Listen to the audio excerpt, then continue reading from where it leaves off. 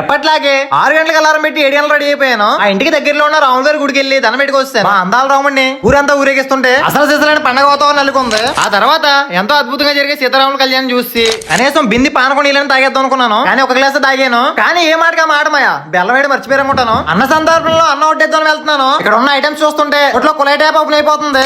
ఆ ప్రసాదం చూస్తుంటే అలా పక్కడికి వెళ్ళిపోయి తినే అనిపిస్తుంది. లేడీస్ కౌంటర్ లో ఇడి పని ఏంటో అర్థం కావట్లేదు. సైలెంట్ గా పులిహార సైడ్ వేస్తున్నాడు.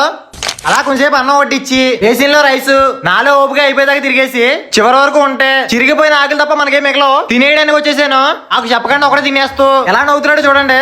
ఆయన మొహం చూడండి ఎలా ఉందో, పండు కోతకి గుండుకేసినట్టు. వీడు ఒంటి మీద ఉన్న చెమటలకి వీడు ఇంకా సాంబార్ వేసుకోవద్దు. ఉంది సేమ్ పండు కోతి లెక్కనున్నవరా.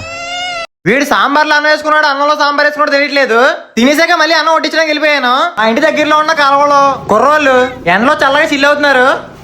ఆ ఊర్లో సీతారాముల కళ్యాణం చాలా బాగా జరిగింది. ఈ వీడియో ఎంతవరకు రీచ్ అయిందో తెలుసుకోవాలనుకుంటున్నాను. మీ ఊరి పేరు కింద కామెంట్ చేయండి.